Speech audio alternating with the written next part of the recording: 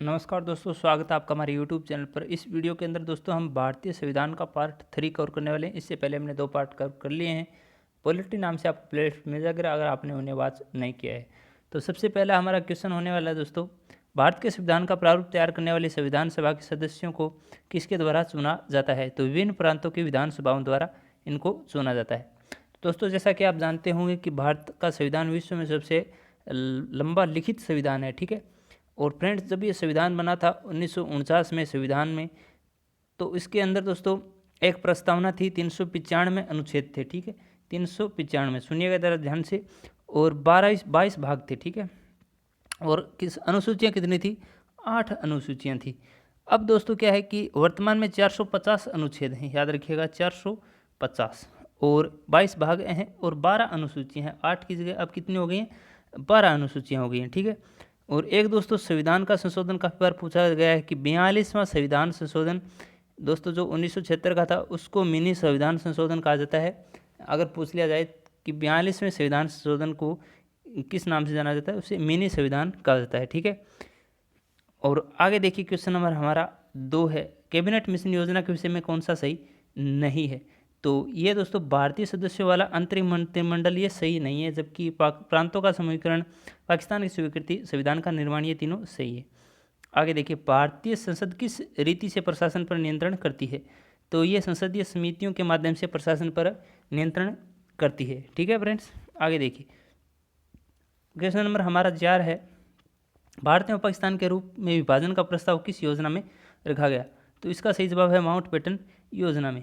आगे देखिए, संविधान के अनुसार राष्ट्रपति का निर्वाचन ऐसे निर्वाचक गण करेंगे जिसमें राज्य के अंतर्गत दिल्ली राष्ट्रीय राजधानी राज्य क्षेत्र और पांडिचेरी संघ राज्य क्षेत्र भी हैं, ठीक है रे। आगे देखिए क्वेश्चन नंबर हमारा 6, भारतीयों को 1947 में सार्वभौम सत्ता सौंपने की योजना किस नाम से जानी जाती है? तो ये योजना कौन से नाम से जानी जाती है? तो इसका सही जवाब है माउंटबेटन की योजना, ठीक है। माउंटबेटन योजना के नाम से जाना जाता है।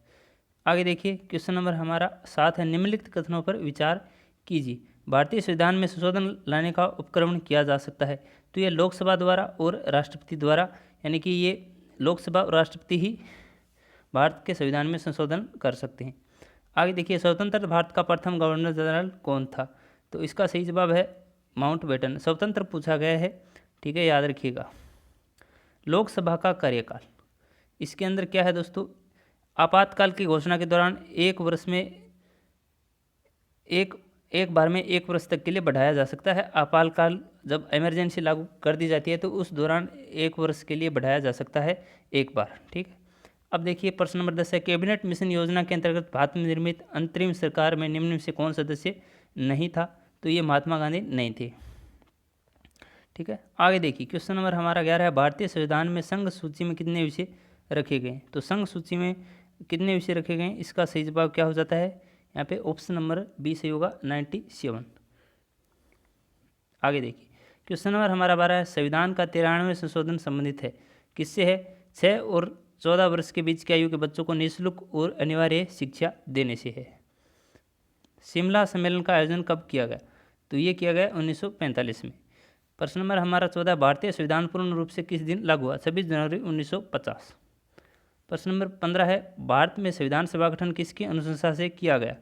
तो ये किसकी अनुशंसा से किया गया? इसका सही जवाब है यहाँ पे option number C, cabinet mission योजना।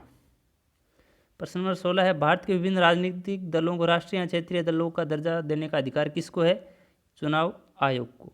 प्रश्न नंबर 17 है, भारत के संविधान में संशोधन संबंधी प्रावधान किस अनुच्छेद में रखे गए हैं? तो ये रखे गए हैं 368 में। 368 ये भाग 20 के अंदर है जो संशोधन है। आगे देखिए प्रश्न नंबर हमारा 18, संविधान सभा का प्रथम अधिवेशन कब प्रारंभ किया गया? तो ये किया गया था 9 दिसंबर 1946 को। संविधान सभा का प्रथम अधिवेशन कब किया गया था? 9 दिसंबर 1946 को। आगे देखिए प्रश्न नंबर हमारा 19 है, कैबिनेट मिशन योजना के अनुसार संविधान सभा के चुनाव संपन्न हुए? तो इसका सही जवाब क्या हो जाता है दोस्तों? जुलाई 1946 में ये संपन्न हुए थे। कैबिनेट मिशन योजना के अनुसार संविधान सभा के चुनाव। भारतीय संविधान में सम्मिलित नीति निर्देशक तत्वों की प्रेरणा हमें किस संविधान से प्राप्त हुई? तो ये किस देश से प्राप्त हुई हमें, किस देश के संविधान से, तो ये आयरलैंड के संविधान से। नीति निर्देशक तत्वों की जो प्रेरणा है वो आयरलैंड के संविधान से हमें प्राप्त हुई। संविधान की प्रारूप समिति के अध्यक्ष कौन थे, तो ये डॉक्टर भीमराव अंबेडकर। ठीक है, आगे देखिए क्वेश्चन नंबर 22 है, क्या संसद उद्देशिका में संशोधन कर सकती है, तो इसका सही जवाब बन जाता है दोस्तों ए तथा सी दोनों सही हैं। संसद उद्देशिका का संशोधन कर सकती है और संसद द्वारा उद्देशिका के उस भाग में संशोधन नहीं किया जा सकता जो आधारभूत ढांचे से संबंधित हो। इसका ऑप्शन नंबर डी सही होगा, ए और सी दोनों सही है। प्रश्न नंबर 23 है, भारत के संविधान में सम्मिलित समवर्ती सूची किस देश की देन है, तो ये ऑस्ट्रेलिया देश की देन है समवर्ती सूची। ठीक है दोस्तों, जैसा कि आप जानते होंगे कि कुल कितनी अनुसूची हैं भारत के संविधान में, तो आपको पता होना चाहिए कि 3 अनुसूची हैं, एक संघ सूची, राज्य सूची और समवर्ती सूची। ठीक है, इसके अंदर दोस्तों वर्तमान में संघ सूची में 97 विषय हैं। ठीक है, 97, और जो राज्य सूची है उसके अंदर 62 विषय हैं, और जो समवर्ती सूची है उसके अंदर 52 विषय हैं। इसके अंदर कोई कानून बनाना हो दोस्तों तो ये राज्य और केंद्र दोनों ही मिलकर बनाते हैं समवर्ती सूची के अंतर्गत। ठीक है, और राज्य सूची के अंदर केवल अपने राज्य के आधार पर कानून बनाए जाते हैं। आगे देखिए, और भारतीय संविधान के अनुच्छेद 245 से 263 में केंद्र राज्य संबंधों को दोस्तों स्पष्ट किया गया है।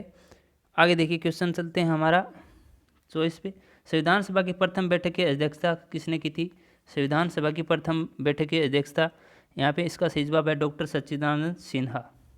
प्रश्न नंबर 25 है, भारतीय संविधान के प्रस्तावना और धर्मनिरपेक्ष शब्द किस संवैधानिक संशोधन द्वारा जोड़ा गया, तो ये 48वें संवैधानिक संशोधन द्वारा जोड़ा गया था। ठीक है, प्रश्न नंबर 26 है, भारतीय संविधान में नागरिकता संबंधी प्रावधान संविधान के किस भाग में दिया गया है, तो नागरिकता संबंधी प्रावधान भाग 2 में अनुच्छेद 5 से 11 तक।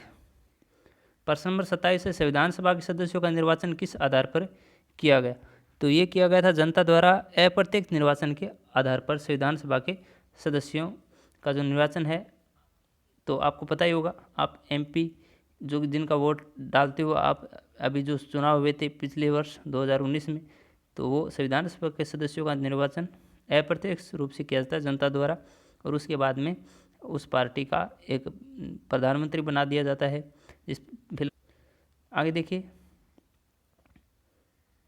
प्रश्न नंबर 28 है, भारतीय राज्य का स्वरूप गणनात्मक है, इसका अभिप्राय है गणतंत्रात्मक है, इसका अभिप्राय क्या है, तो ये भारत राज्य का सर्वोच्च अधिकारी भारतीय जनता द्वारा अप्रत्यक्ष रूप से निर्वाचित राष्ट्रपति। ठीक है, भारत राज्य का सर्वोच्च अधिकारी भारतीय जनता द्वारा अप्रत्यक्ष रूप से निर्वाचित राष्ट्रपति।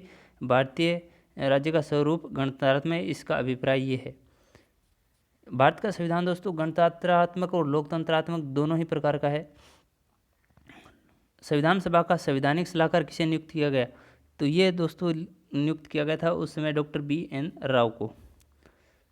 आगे देखिए प्रश्न नंबर 30 है, भारतीय संविधान का संघात्मक स्वरूप किस देश से लिया गया, संघात्मक स्वरूप कनाडा से लिया गया था।